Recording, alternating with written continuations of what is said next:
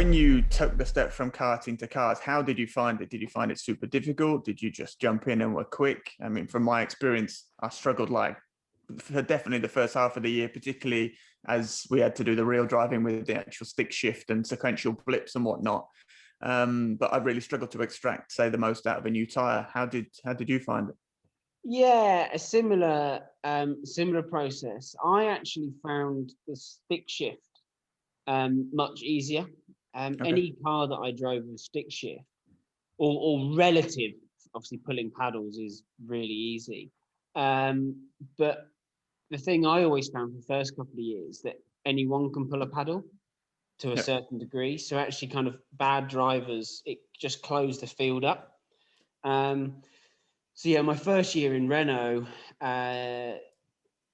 yeah, I just struggled a bit really. It was one of those. I don't know about you, but when you first came into cars, did very limited testing. You Yep. know, I still karted right up until kind of the last minute, and then made the decision quite late on to go into cars that year. So I'd only done 3 or 4 test days before like the first race, and thought I was doing a good job as you always do in testing. And the other guy in the car, I won't not drop any names. He doesn't race anymore, I don't think. That we're kind of doing the 3 or 4 days testing with. I was miles quicker than, so I just thought, oh, this is going to be well easy. It'll be really good. And got to the first qualifying session. It was at Snetterton. Yeah, Snetterton, and I was like 2.5 seconds off, and I was like, oh, this is Yeah. this is not good.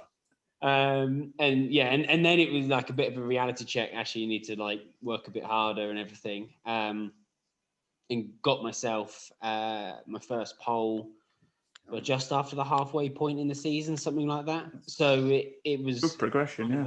Yeah. It was one of those that we realized something had hit the fan and needed to kind of actually get our head down and work a bit towards it. But alluding to the stick shift,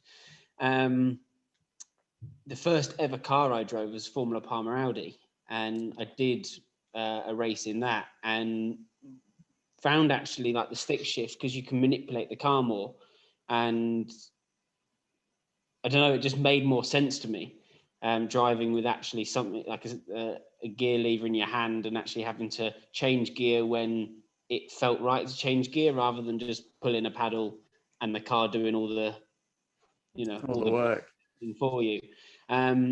So yeah, I think relative, I was like had more of an advantage on the brakes, and that sort of thing. Like first year in Formula 3 was a stick shift, and I went from being like one of the best on the brakes in the team in year 1 to then year 2 just being average, because everyone can hit the brakes and pull a paddle. So yeah, I actually struggled with getting an advantage with the paddles. normal paddles. Yeah, I heard a story actually. I think we all know David Hale relatively well, and he ran Marco Asma to the Formula 3 title many years ago with High Tech, and he said, "Oh, to Marco, do you ever use the clutch a little bit to go down the shifts, and how do you manipulate it?" It's like, no, I just pull the paddle.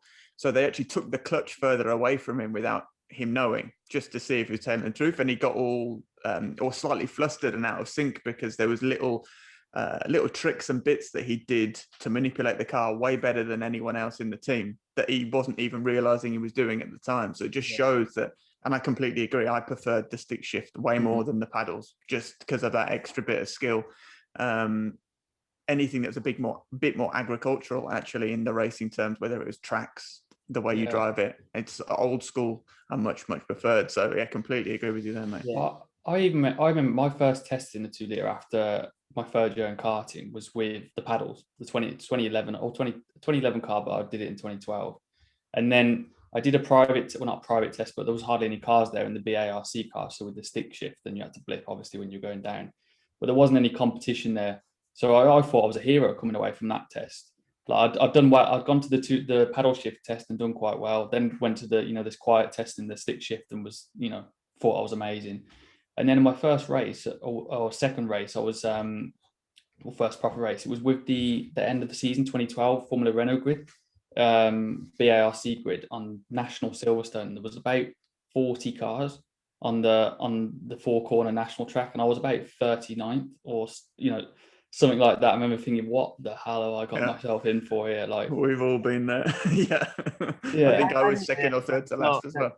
Not new news. I think unless you're like some of these younger guys today that seem to have more backing than ever before, and more time on their hands than ever before, because they don't go to school or have a life outside motorsport. But they're,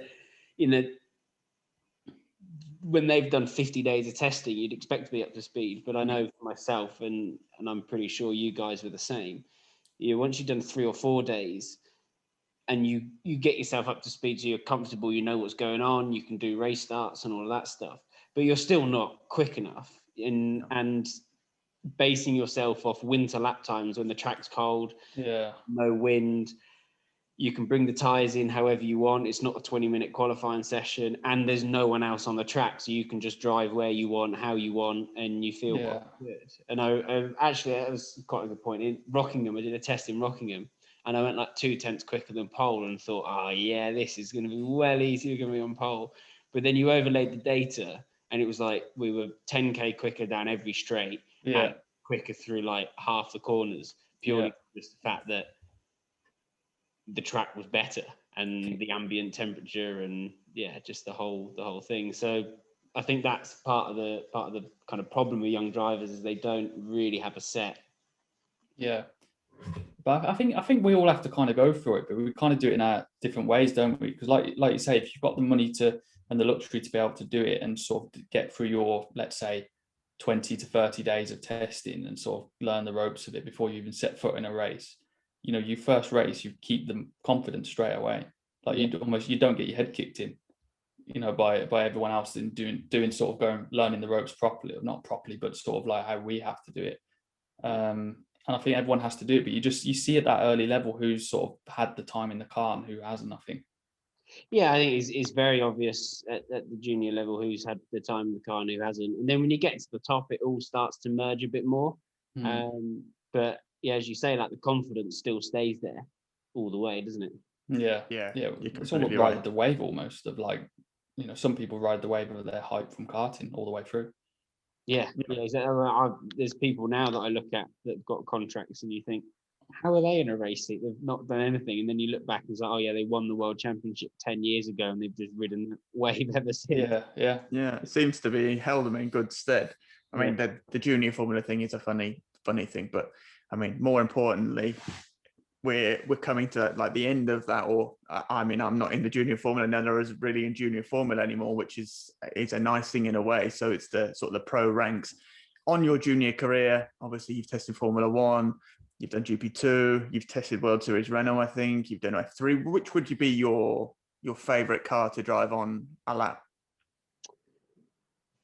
Maybe bar Formula One. Sorry? Maybe bar Formula One for now. I know. I reckon the World Series cars may be better. Yeah. No, to be honest with you, actually, the GP2 car. Yeah.